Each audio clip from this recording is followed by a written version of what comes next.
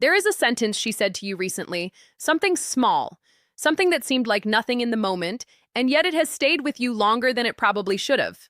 You have replayed it once or twice, maybe more, trying to decide if it meant what you think it meant or if you are simply hearing what you want to hear. That uncertainty, that quiet wondering, is exactly where most men get stuck. Because the truth is that women rarely announce their feelings directly, especially in the early stages. They don't say, I am developing feelings for you. What most people don't realize is that feelings, when they are real and still forming, slip out sideways.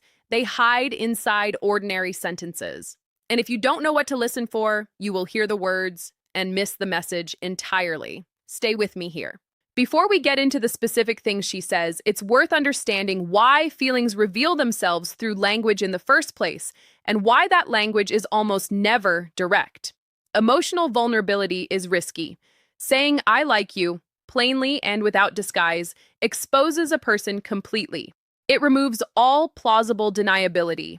And so the human mind, especially in the early uncertain stages of attraction, finds ways to express what it feels while still preserving an exit. The words become coded, layered. They carry double meanings, one safe and one true, and which one she intends often depends on how you respond. This is the deeper truth beneath every item on this list. The words are not really the message. The words are the wrapping. The real message is underneath, in the intention behind the choice to say this particular thing in this particular moment, rather than something safer. There is something deeper happening here. The first thing she says when feelings are forming is some version of, I don't usually tell people this. It might precede a story, an opinion, a piece of personal history. The content of what follows matters less than the framing. Because what she is actually communicating is that she has made an exception for you, that the wall most people encounter when they try to get close to her does not apply in this particular case. Think about it. We all maintain a kind of selective privacy. We decide, often unconsciously, who gets access to which parts of us.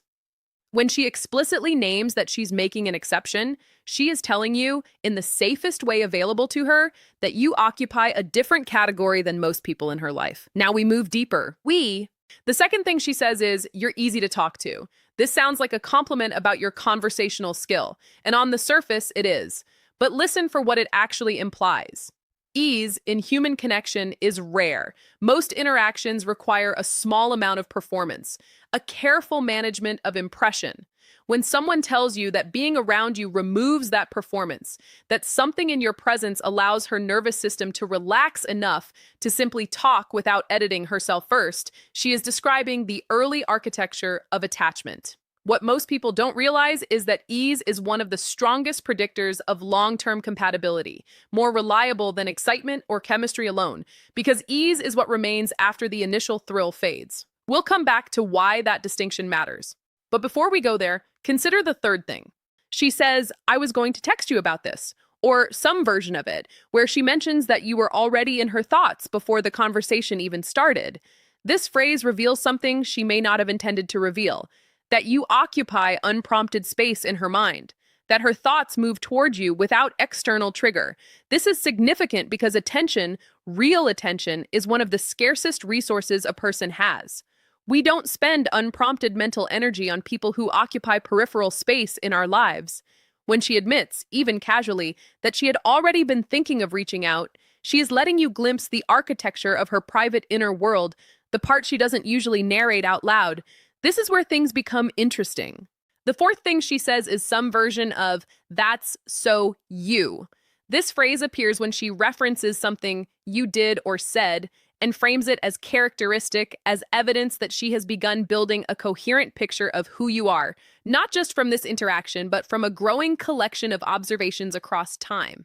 Imagine this. You cannot say that's so you about someone you've met once. The phrase requires a database, a pattern recognized across multiple data points. When she says it, she is revealing that she has been quietly collecting evidence about your character, your humor, your way of moving through the world long enough to recognize a pattern and name it. What happens next is important. The fifth thing she says is, I don't know why I'm telling you this. This phrase often arrives right before or right after she shares something genuinely vulnerable, something she didn't plan to disclose. The confusion in the sentence itself, the not knowing why, is the tell. Because the truth is, she does know. Somewhere beneath conscious awareness. She is telling you because something about the safety of being near you has temporarily lowered her guard further than she intended. The disorientation she expresses is real, but it is disorientation at her own vulnerability, not confusion about its cause. What most people don't realize is that unplanned vulnerability is one of the purest signs of developing trust, precisely because it bypasses strategy. She didn't decide to share it. It simply came out because something in the moment made it feel safe enough to. Now we arrive at the deepest layer building beneath everything we've discussed so far. The sixth thing she says is, I was actually nervous to see you today, or some quieter variation, perhaps disguised as a joke, perhaps mentioned briefly and then moved past quickly.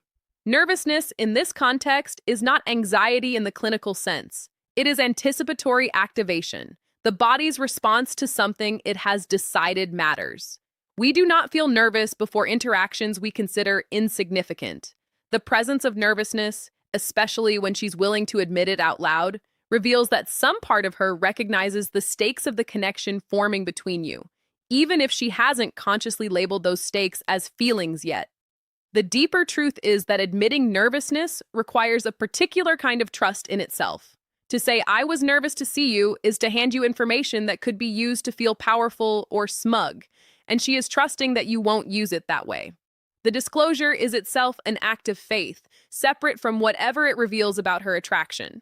What this is building toward is the seventh and final thing, the one that ties everything together and reveals what has actually been happening beneath the surface of all six previous moments. The seventh thing she says is the quietest of all, and it often appears disguised as almost nothing. It is some version of I like this. Not him, not you specifically, but this, the dynamic, the conversation, the way things feel between you in a given moment. She might say, I like talking to you like this, or I like how easy this feels, or simply, I like this, trailing off without further explanation. This phrase is the most revealing of the seven precisely because it is the least specific. She is not commenting on a single trait or a single moment. She is naming something about the overall quality of the connection itself, the texture of being with you, as a thing worth identifying and acknowledging out loud. And here is where the deepest truth of this entire conversation comes into focus. Every one of these seven things she says shares a common structure beneath the surface.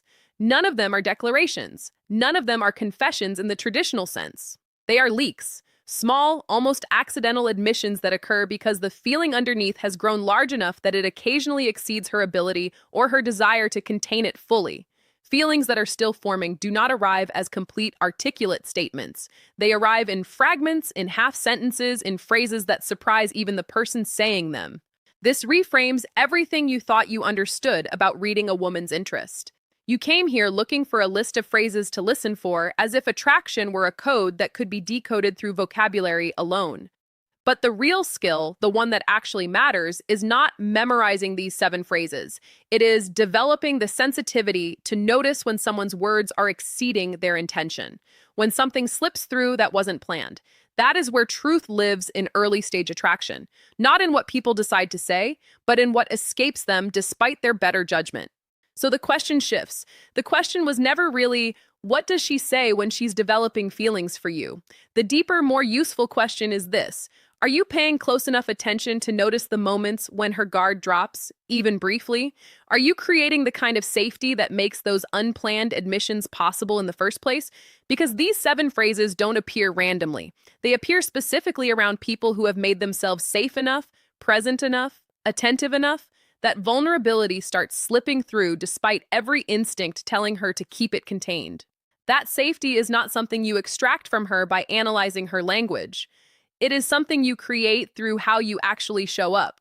And once you understand that, you stop being someone trying to decode a woman's feelings, and you become someone who creates the conditions for those feelings to reveal themselves naturally, without performance, without strategy, without either of you needing to force what is already quietly becoming true.